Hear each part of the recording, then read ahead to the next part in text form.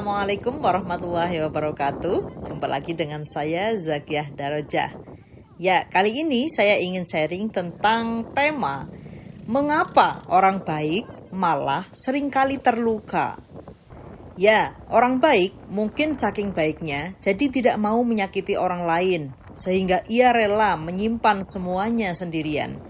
Tetapi ia tidak menyadari kalau justru ia malah seringkali yang menyakiti dirinya sendiri. Dalam perjalanan hidup kita, tidak mungkin kita hanya akan bertemu dengan yang baik-baik saja. Pasti ada yang menyenangkan, ada juga yang tidak menyenangkan. Tetapi seringkali apa yang kita pelajari agar menerima, ikhlas, tawakal, ridho terhadap segala sesuatu itu belum seutuhnya sinkron dengan body dan mind kita. Sehingga yang ada adalah kita menerima ikhlas tawakal ridho yang dipaksakan. Akhirnya tampaknya baik-baik saja, tetapi sesungguhnya kita memendam emosi yang negatif dan kita sebenarnya tidak baik-baik saja. Lama-lama bisa jebol juga kewarasan kita.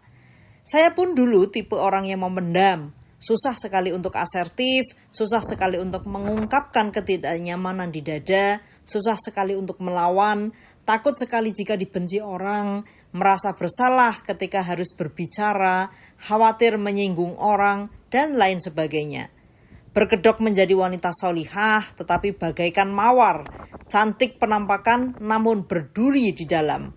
Untungnya saya terilhami untuk menulis. Akhirnya menulis menjadi pelampiasan saya dalam mencurahkan segala sesuatu. Dan itu sangat bekerja untuk saya. Maka saya membuat kelas Writing for Healing karena saya kira banyak tipe orang yang seperti saya juga. Jika Anda memang belum bisa menerima, belum bisa ikhlas, memaafkan, jangan dipaksakan. Akui terlebih dahulu, lalu lakukan hal-hal yang memang perlu dilakukan. Dia mungkin emas, tetapi berbicara juga permata, agar kita menjadi orang yang waras. Jangan mau dilukai kalau Anda memang tidak salah. Lawan. Orang-orang toksik dalam lingkaran Anda, tinggalkan. Orang baik bukan orang yang diam saja, tetapi ia yang tahu harus berbuat apa untuk kebaikan dirinya terlebih dahulu. Agar Anda bukan menjadi orang baik tetapi terluka. Sebagai orang yang baik harusnya kan bisa menerima, memaafkan, ikhlas, ridho ya, dan sebagainya sehingga apapun yang terjadi tidak menyebabkan luka. Bisa pasrah sepenuhnya pada Tuhan yang Maha Kuasa, bukankah begitu? Sebentar, idealnya memang begitu. Tetapi untuk bisa menerima ikhlas tawakal dan ridho dalam praktik itu tidak semudah ngomongnya. Kalau memang belum bisa total, ya diakui saja. Tidak perlu berpura-pura yang menambah menyiksa diri sendiri. Agar tampak jadi orang baik, lalu agar tampak solihah dan sebagainya. Tetapi ternyata kita memendam ya segala duka lara itu.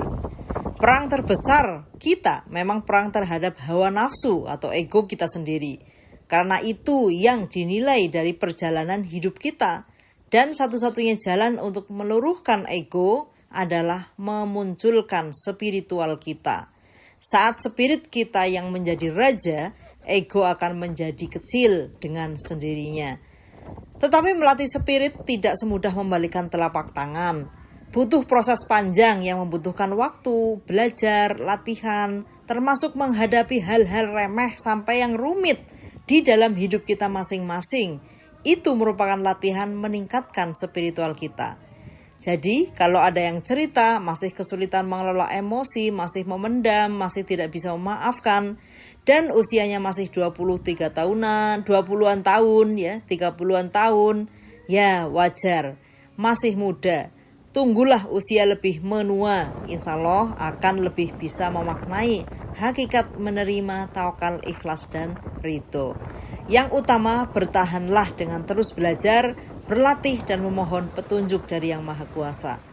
Karena hadirnya hikmah itu memang bukan karena kita, tetapi semata pemberian Tuhan Yang Maha Kuasa.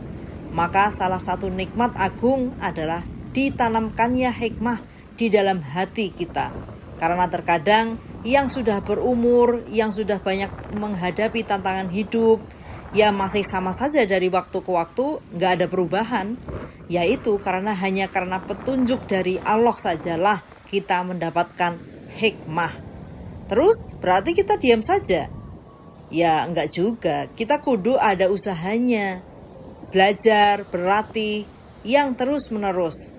Latihannya bagaimana biar spirit kita menjadi lebih besar dibandingkan ego kita. Gunakanlah simbol yang paling kita banget. Misalnya karena simbol saya religius, maka sholat, zikir, mengaji itu menjadi jalan saya. Sementara suami saya adalah tipe pemikir.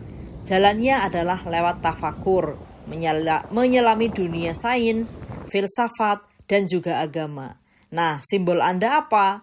Gunakanlah itu, sehingga apa yang Anda pelajari tentang menerima ikhlas, tawakal, dan ridho itu sinkron di dalam diri Anda. Dan semoga sampai waktunya spirit kita bisa menjadi raja yang membimbing si ego di dalam diri kita. Sehingga kita benar-benar diberikan hati yang selamat. Dan ingat, kita tidak hidup di dalam dualitas. Menerima ikhlas, tawakal, dan ridho itu baik, tetapi penerapannya mesti pas dalam berbagai situasi dan kondisi. Ya, mungkin itu saja apa yang bisa saya sharingkan melalui voice note ini. Sampai ketemu di rekaman video berikutnya. Mudah-mudahan ada yang bisa diambil manfaatnya. Terima kasih, sampai jumpa lagi. Wassalamualaikum warahmatullahi wabarakatuh.